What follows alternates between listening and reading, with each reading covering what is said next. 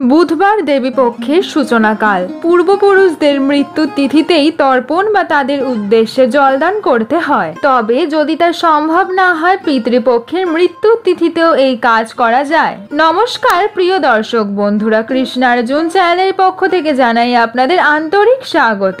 বন্ধুরা, আপনারা কি জানেন তর্পণ আসলে কি? পূর্বপুরুষ, ঋষি, পিতামাতা এবং গুরুর উদ্দেশ্যে খাবার এবং জল নিবেদন করে তাদের তুষ্ট করাকেই বলা হয় তর্পণ।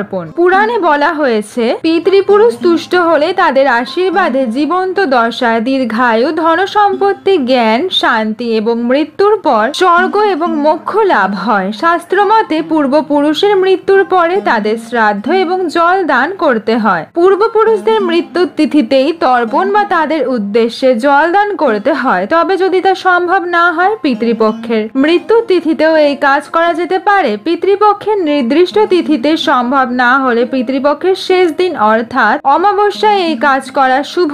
আগামী 2রা অক্টোবর বুধবার পিতৃপক্ষের শেষ দিন এবং দেবীপক্ষের সূচনাকাল। অমাবস্যা তিথি আরম্ভ হচ্ছে 15ই আশ্বিন মঙ্গলবার অর্থাৎ 1লা অক্টোবর মঙ্গলবার রাত 9টা বেজে 41 মিনিটে। অমাবস্যা তিথি শেষ হচ্ছে 16ই আশ্বিন বুধবার অর্থাৎ 2রা অক্টোবর বুধবার, সময় রাত 12টা বেজে 19 মিনিট থেকে। প্রিয় দর্শক বন্ধুরা, ভিডিওটি আপনাদের কেমন লাগলো কমেন্ট সেকশনে অবশ্যই জানাবেন। ভিডিওটি যদি আপনাদের ভালো লাগে লাইক, শেয়ার, সাবস্ক্রাইব করে দেবেন।